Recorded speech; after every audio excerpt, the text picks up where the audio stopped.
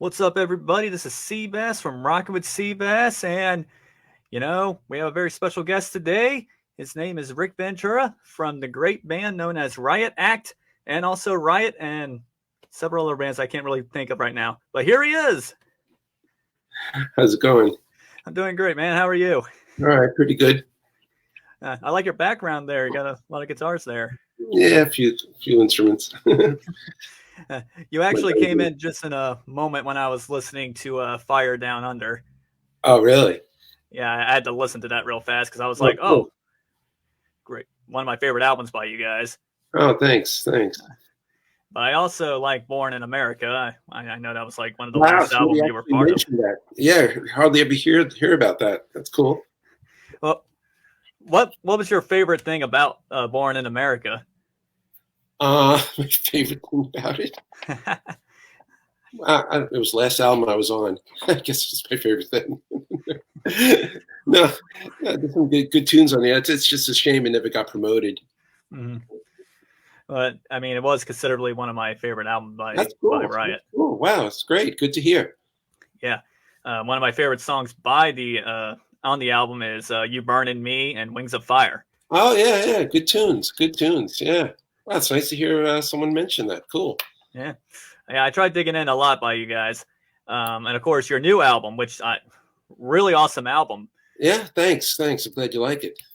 So, what made you want to actually? I want to go with one of the singers that you're with, Don. Yeah, right. What made you audition Don? Because he's such an amazing vocalist. I know. It's like he was like hidden somewhere. For years I've been looking for a vocalist like him, and he just appeared. It's so strange. When we started this project, Lou Cavaris, unfortunately passed away at the beginning of this project. We were auditioning vocalists and really, couldn't find the right guy. And a friend of his recommended Don and reached out to him, sent him a few Riot tunes, and went into a studio, and we were all blown away. It was like magic, actually. It was shocking. Yeah, I was blown away. I mean, he has his voice. I mean, honestly, it almost looked like he could have been in that era the whole time. Yeah. And he didn't really know much about Riot. He knew of one or two songs, mainly Swords of Tequila, I think. Mm-hmm. He really didn't know much about the band, but he started listening to some of the tunes, and he starts to really like the band. Right. Well, and of course, I've watched a lot of your newer videos. One of them has to be Wanted. Yeah. Where did you guys shot that? It's actually New Jersey. A lot of people think it's Europe. It looks like Europe, somewhere in Europe, but it's actually New Jersey. Yeah. That's funny. I was actually thinking it was Europe, but then I was like, nah. I know. It does look like, right? It looks like somewhere. Yeah. So what exactly is the song about, being wanted? I don't know. I didn't write the lyrics, just the music. Okay. Well, I guess I should mention because you're Don. Well, you're a great guitar player. Actually, one of my top favorites. So, what made you come up with that amazing riff for the song? It's a riff that was swirling around my head for a while, and you gather riffs and they sit around for a while, and sometimes you just forget about them, and then you need other parts to them, and then one day it just comes together. Right. It just came together. That was after Lou had passed away. We weren't sure if we were going to continue as a band, and when we decided to continue, it was all about writing new music, and everything just started to happen. The songs just started coming out, and riffs just happened, and I finally got parts to the song, and it all came together just like that. Actually, it's one of those things. Right. Well, I mean, again, the album's so great. I mean, one of my favorite songs is "Don't Hold Back" and "No Lies." Oh yeah, so from the bonus disc, the old Riot. Yes, the bonus stuff. Yeah. I also like Angelina. I mean, that's what I meant to Oh say. yeah, cool. Glad. Yeah, that's Don and I love that song. Oh, what made you come up with that song? That's another riff I was always toying around with. I actually started working on that at home, and that intro, it just was so, I don't know, just something about it, just just I don't know, just did something emotionally, just from distance, and you just wonder what's going to happen after hearing that, and the song just explodes when it opens up. And it just Mhm. it's one of those groove things, it's just riffs, just you just fool around and things just come out. Right. Was that? I used to be a guitar player, but I Oh, can't play anymore. Sadly, it's okay. oh. Uh, it happens. But I still enjoy the whole concept of how you come up with riffs because again, I told you you're like one of my favorite top guitar players. Yeah, well, thanks. That's kind of you. Yeah, riffs just you just noodle around sometimes. Sometimes I could just listen to a drum beat and just come up with a riff. Right. It's Right. that type of thing. Sometimes I'm driving in my car and you're humming a riff, and I'll take out the phone, hum into the phone, and then months later I'll go back. Wow, I remember humming that into, and then it's just things just come out. And, then a lot of riffs, happen, and you go back and revisit them, and so, if it doesn't hit you, I just erase them sometimes, But most of the stuff on the album, it really, I really liked everything that was coming out. Well, I really enjoyed the covers you guys did as well. You guys did the cover of Outlaw, which was from Fire Down Under, I believe, and Swords and Tequila. Yeah. We did 12 tunes, and Lou is on those. Lou and I, it's the first time any of the Riot fans will hear Lou and I playing together, so that's kind of a cool tribute to him. I was kind of trying to compare them to both, and I can't really say which is better. They're both fantastic. Yeah, it's kind of, when you go back and redo old tunes, and fans are sometimes reluctant to accept something. We just stayed true to the song and just updated really sonically, because those records were, well, especially Rock City was the first record, and sonically wasn't that great, and so these have a lot more modern sound and punch to them, and it just brings them to life. So that's the whole concept of that. Well, I actually bought the album, so I'll be getting it tomorrow to listen to Oh more. yeah, cool. Yeah, tell me what you think. Yeah. Yeah, I mean, I give it a 10 out of 10. Oh wow, thank you. Wow, thanks. I'll put it where all my CDs are. All right. So tell me, man, like what was your inspiration? I should say, actually, no, what made you want to pick up the guitar in the first place? What made me? Well, it was a lot lighter than drums. So Lighter. but what made me pick it up? I don't know. I grew up in the era of guitar gods, and just Yes, it did. when you grow up and just see like so many amazing, great guitar players, it just, I don't know, it just struck something inside me. It's just like, wow, I want to do that. I really want to play that. I really relate to the instrument, and seen some of my idols when I was really young, and just drew me to it. Yeah, it's just one of those things. Mm-hmm. Well, and again, I think you did a great job with all the albums you've done, and I kind of want to go back to Born in America real fast. You guys Okay. did the music video for Born in America. This is what got me into the band Riot. Actually, was that music video. Okay. So who came up with the idea of a person going to school and causing a whole act with the students? Uh, Most likely our producers did. Yeah, I really had nothing to do with that. Well, were you kind of just sitting there like, all right, well, I guess we'll just play the song and see what happens? Yeah, I mean, yeah, pretty much. Yeah, pretty much. So, so after you left Riot, you did a bunch of other, things. So I guess I have to ask, what made you want to leave Riot and to pursue other careers? Well, basically after Born in America, well, we after Restless Breed, Mm. we were dropped from Elektra, and things started to go downhill. Basically, there was some turmoil going on in the band, direction of the band. It just didn't seem like it was Riot anymore. Um, Mark wanted to take it a little bit different direction. So there was just a lot of personal stuff, and the fact that there was really no support for the band anymore, and there was some sort of a bad reputation going on as far as Mm-hmm. our management and people wanting to deal with us. So that's pretty much why it ended. I, sorry about that, but Yeah. things happen. I get it. Yeah. And I think, I mentioned this before, Fire Down Under was considerably one of your successful albums. Right.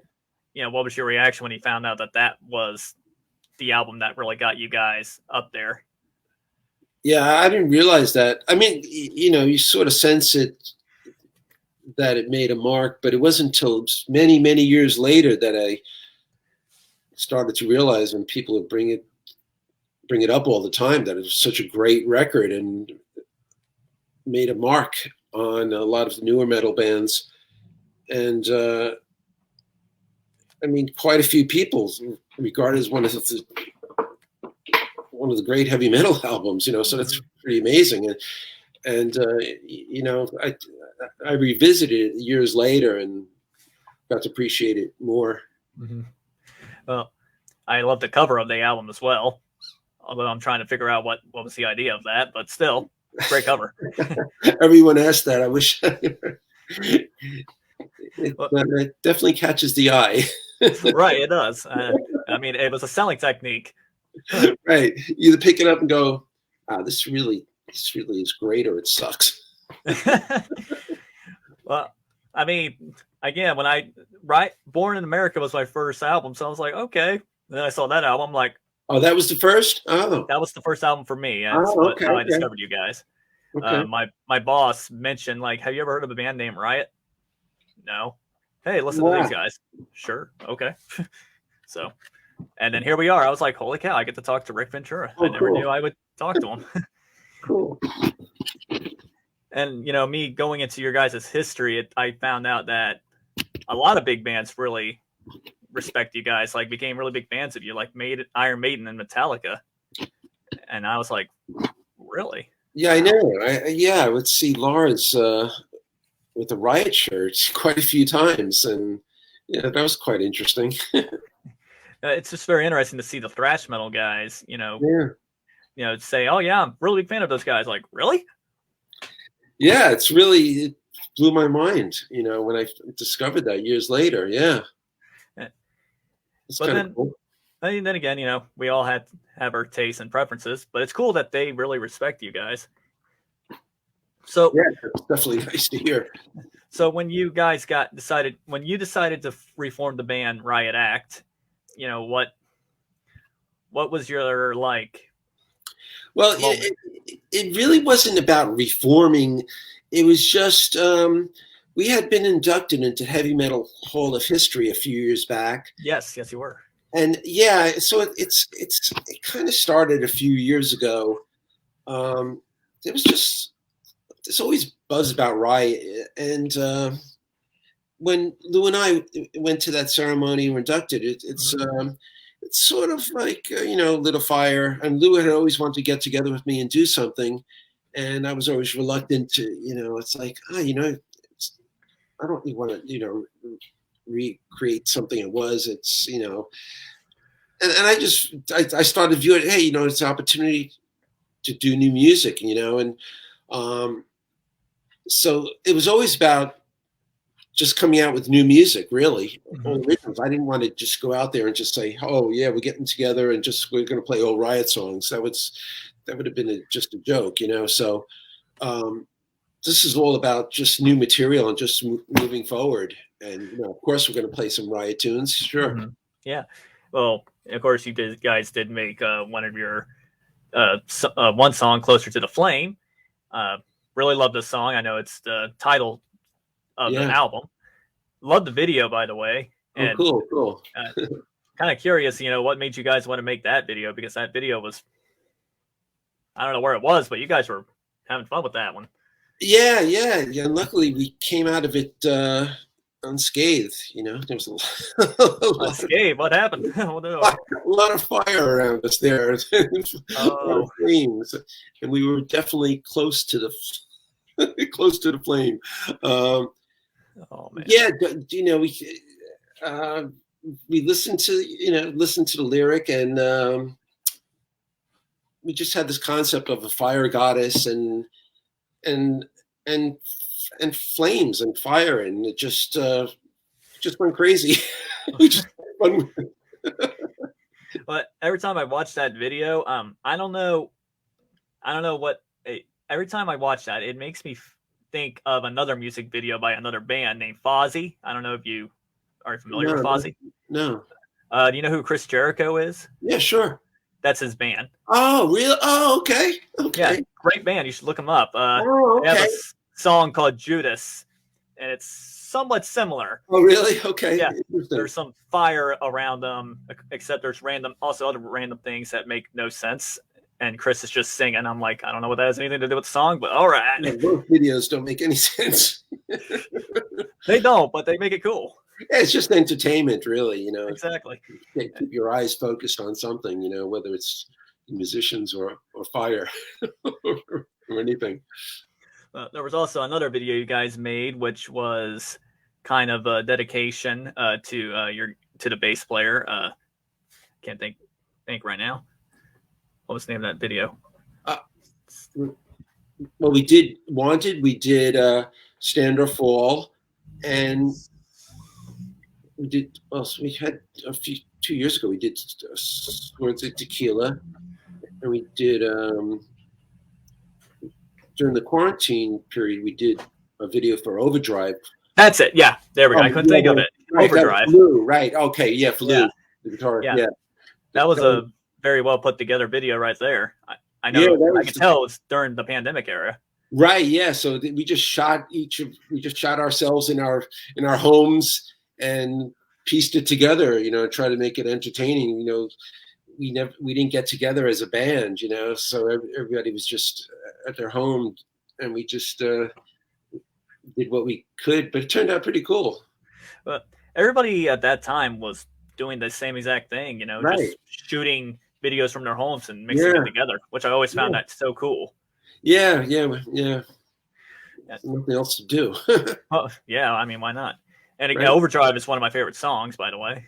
Oh, cool. I like that song. I like playing it. Yeah. What made you guys come up with Overdrive? Oh boy, that's from the first record. It is. Yeah. That was when Lou was in the band. So it was a riff that Mark had, and when I joined on the Narrator album, it was always in the set.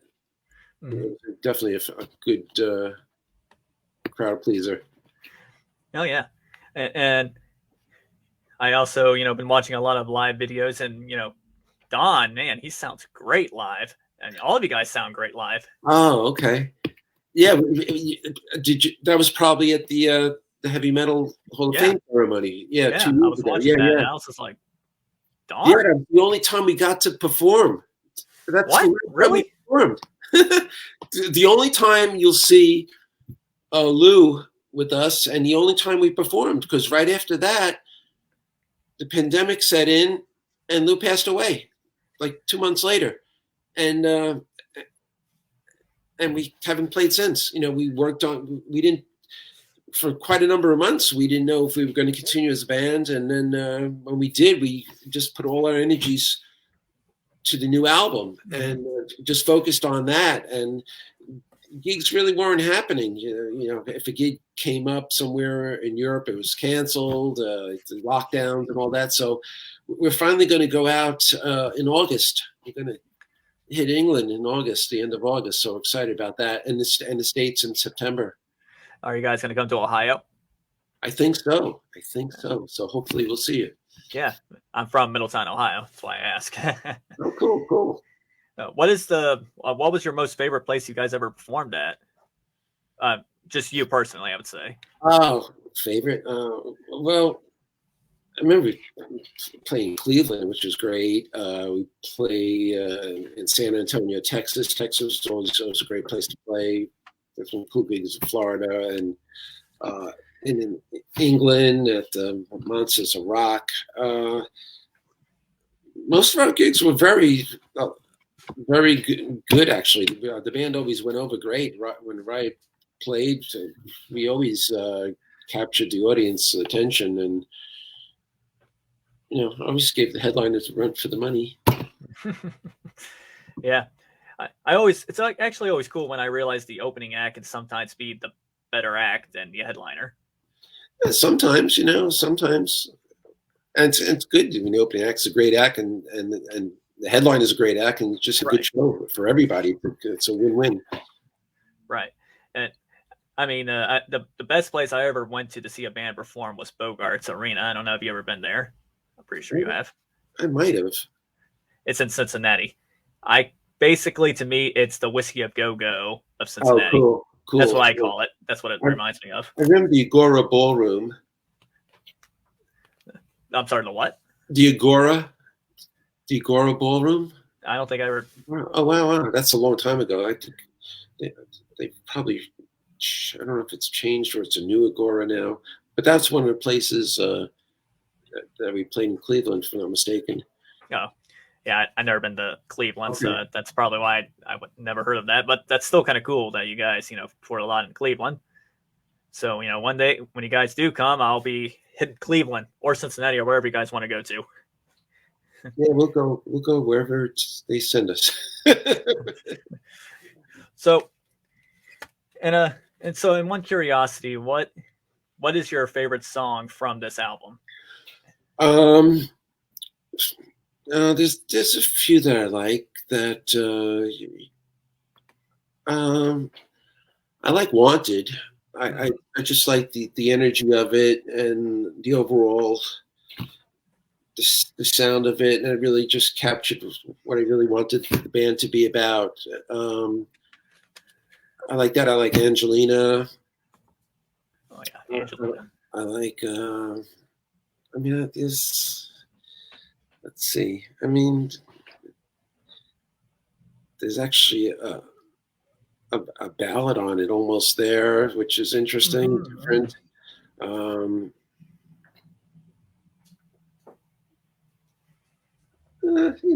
like them all, but those few stand out. Love Come Round, I think is kind of cool. I think Angelina is probably my most favorite song off the album right now. Yeah, Don really likes that. Yeah, cool. And I don't know. I think I also enjoy Wanted, as you mentioned. I like Smoking Gun as well. Yeah, right. That's another one I like. Yep. It's funny when you record these songs. You work. Each band member has a favorite, and you finish recording it, and you mix it, and then one band member goes, "That's the song. That's the one. That's going to be the one." Right. And then the next song, and it's like, "No, this is the one. This is the one." And then you find out, no. My money's on this. My money's on this. My drummer would say that. You could just say they're all your money, or they're all number one. Yeah, that's hopefully everybody will think that. Yeah. Well, I think it will. I mean, I know rock is very different, from, I wouldn't say different, but I know that, music is very different these days, and the way people promote the music is very different. But yeah. I really do hope that this album becomes number one. That would be great. That would be great. I think it's a really kick-ass record. Actually, we're very Yeah, it proud of it. is. Yeah.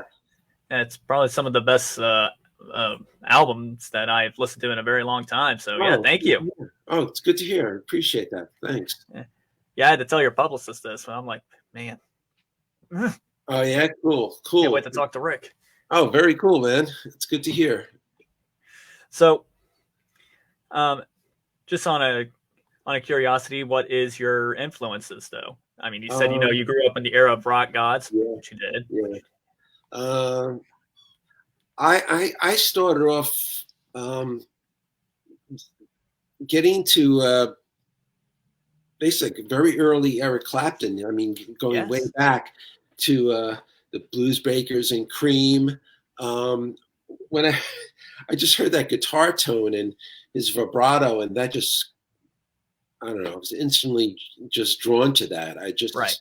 It was just something about that sound and the emotion in his playing, and I really, he's probably the guy that started it, and then um, I remember when I was a teenager going to see a Jimi Hendrix movie with my friends, and I'm seeing Jimi Hendrix and I'm going, oh my God, who is this guy? He's like from another planet, the way he handles his guitar, and it was just like a part of him, and it was just, I just got so caught up in him, and then got into Jeff Beck and Richie Blackmore Jeff and Beck. Jimmy Page and um, Ronnie Montrose. Montrose, great band. Yeah, another big influence on Riot. Mm-hmm. Play a lot of Montrose stuff, and there was Rick Derringer,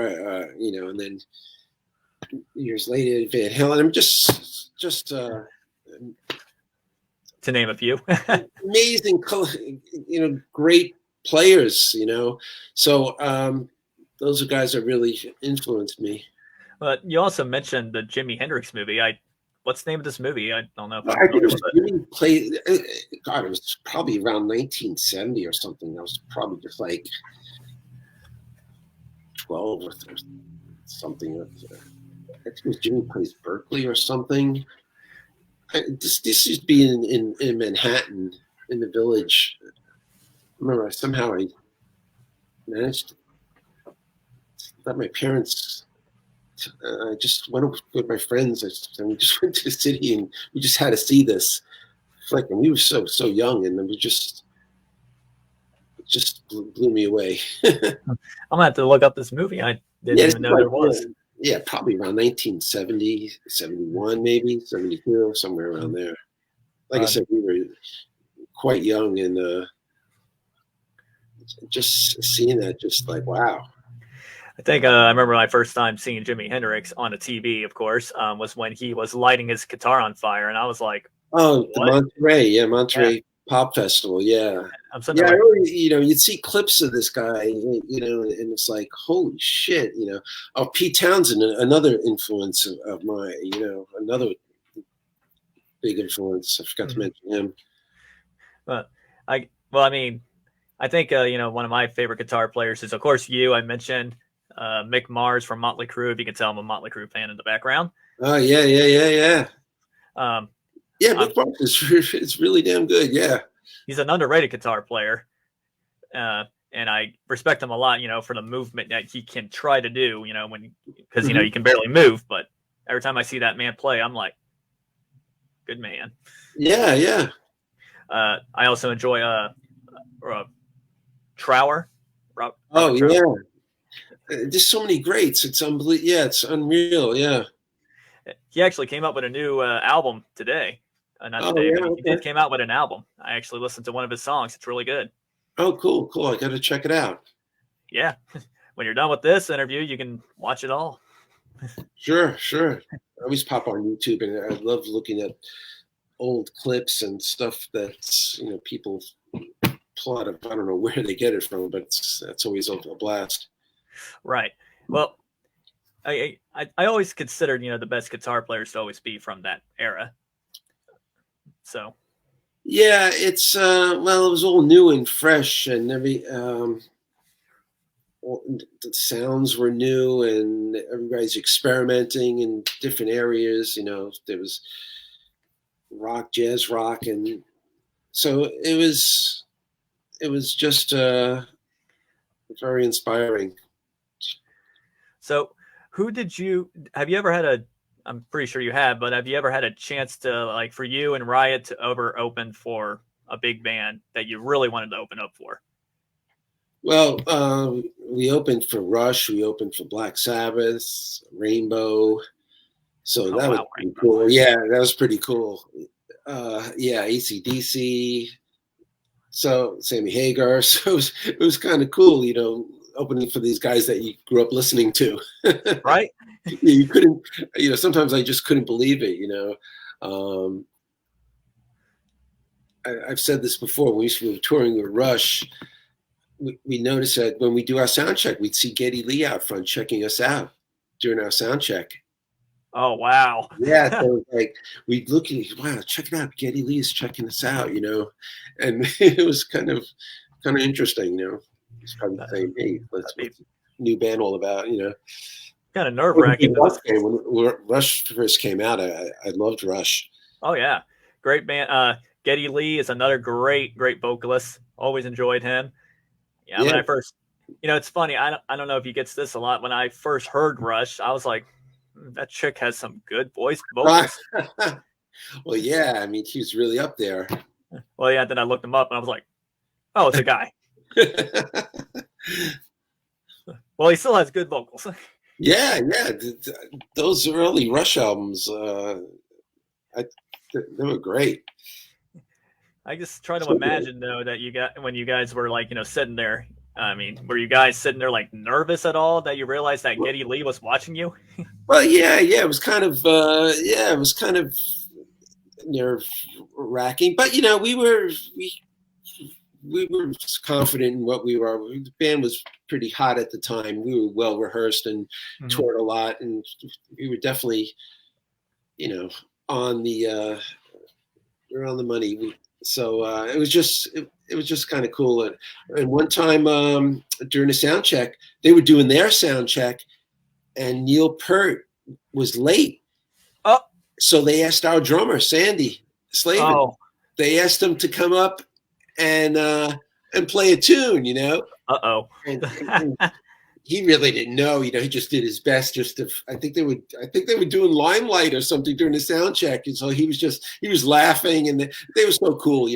And yeah, that was pretty wild. So we were hanging out watching, Rush with our drummer Sandy. Wow. Yeah, that was fun. Man, imagine that asking you to just say, hey, can you test this out for us? Yeah, right. Sure. I'm sorry, my cat's messing with me. Oh yeah, my dog's not here. No. Well, I have a kitten. Ah, hey, cute. Wow. You want one? Yeah, fling it over. Sure. Yeah, I'll send it all the way over there to California and say, here you go. Oh, nah, I can't do that. Or could I?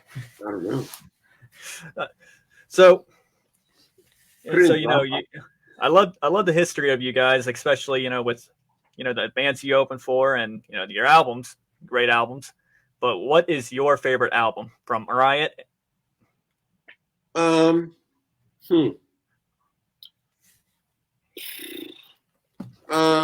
Favorite. I like Fire Down Under. I do like Narita. That album sometimes gets overlooked, but It is. It's a very overlooked I album. think it's a really, really good record. There's a lot of cool songs on there that I like to play that we'll probably play live. And there's stuff on Restless Breed I really like too. So. Well, yeah, I totally get that. Yeah, that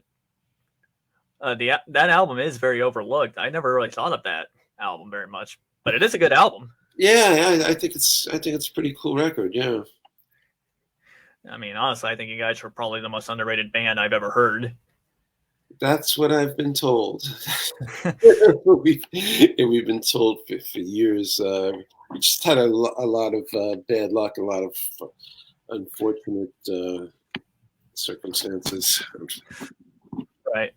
Well, I think honestly, with you guys, being underrated, and I mean, I think a lot of bands that are underrated are probably the most talented bands to be overlooked, in my opinion. I mean, again, there are a lot of good bands that are up there, but again, Oh, I look at sure. the underrated guys and realize there's some Yeah, gems out here. there's a lot of great bands. It's that are on different levels. We've always been sort of under the radar and just like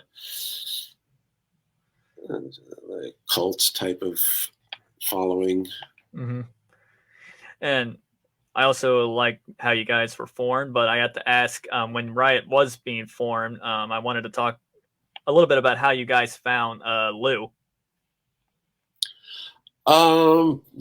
because I know he was in another band at that time. Yeah, I think it was from an ad. I was friends with Mark, and I was always around the whole very beginning of Riot, and when they were even doing covers. So I would go down there a lot. I just watched how the band progressed and various members. It must have been back then. You must have either word of mouth or somebody had an ad out somewhere for guitar player, and that's pretty much how Lou showed up. And he fit in perfectly. And Mark and him, they complemented each other well. Right. Well, I mean, the band that I discovered him in was actually, I was looking it up right now. I hope I say this right. L.A. Cavaris? Oh, L.A. Cavaris. Cavaris, yeah. And the song, that guy that stood out to me was One of These Days. So I was kind of like, huh, how did he join Riot? Interesting. Oh yeah, yeah. I honestly don't.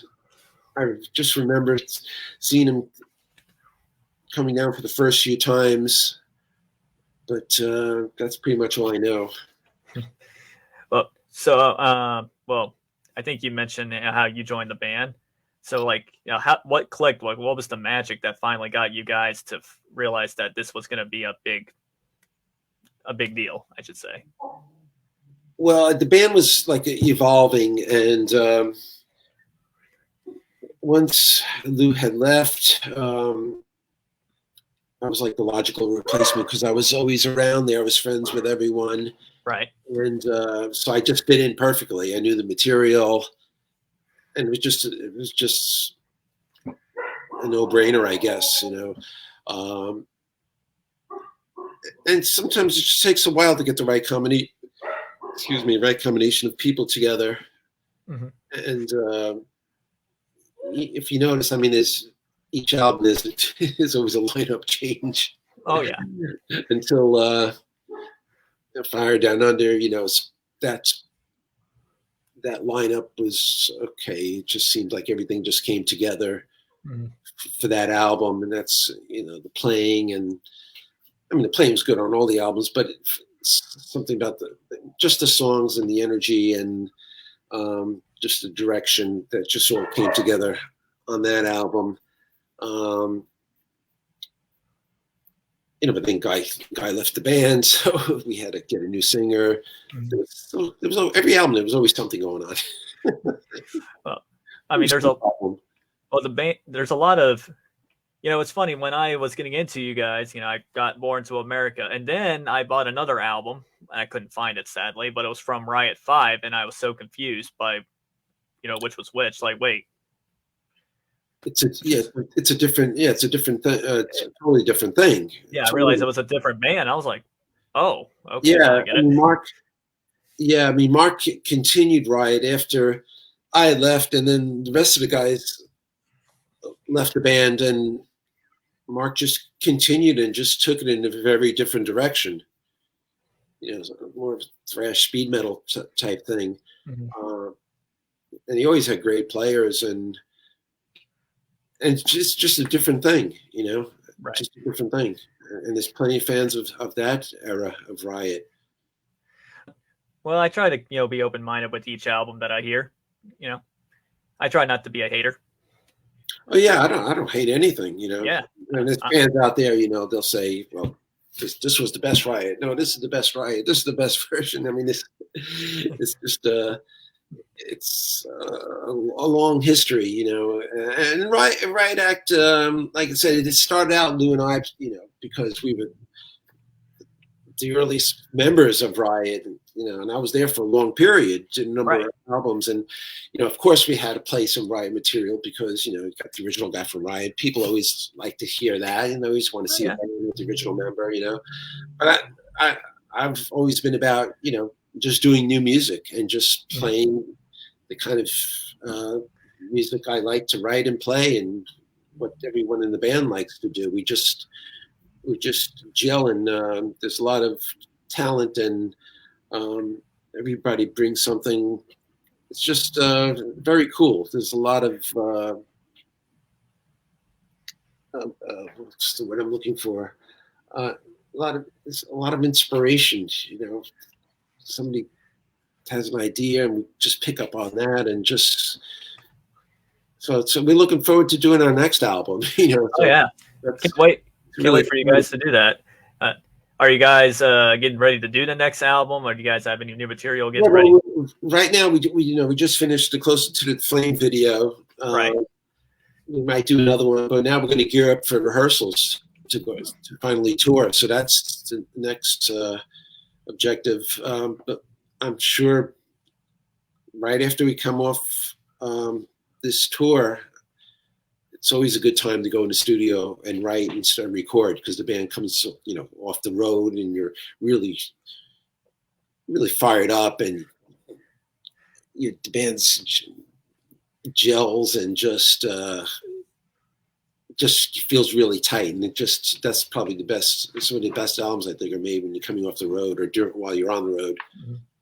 Well, like I said, I think it's one of the best albums I've heard in a very long time. So that's good to hear. Yeah, and I think I wanted to mention that another good cover that you guys did was Rock City, which was from the first album, I believe. Yep. Mm-hmm. What made you guys want to do the Rock City cover? Well, it's always a fun song.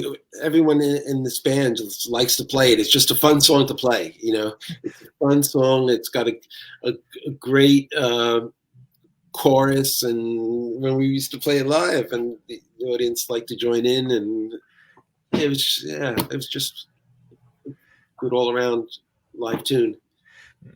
Well, I can't wait for you guys to play it here live in Ohio. Yeah, can't wait. Yeah. Or if you want, you guys can come to my house and we can just party it up. Oh yeah. We'll play in your house. Exactly. Yeah. Plenty of room. I mean, right? It's a small living room, but why not? I'm open. Well, man, it was a great honor to talking to you, man, to get into what you're doing, and I wish you luck in the touring. Thank you so much. Yeah, it was a pleasure talking with you. It was fun. Yeah, I really hope to see you in the future, man. Okay, cool. Yeah. You guys drop a line. I'm curious what you think of everything. Yeah, definitely, man. But I had to get going here. We got to end this session a bit here, so. Okay, cool. My dog's barking now, so I think. Yeah, I can hear him in the background. He always has to make an appearance. Our animals always have to make an appearance. They're the stars. Right. Well, sir, you take care, and all right, you too, man. It's been a pleasure. Goodbye.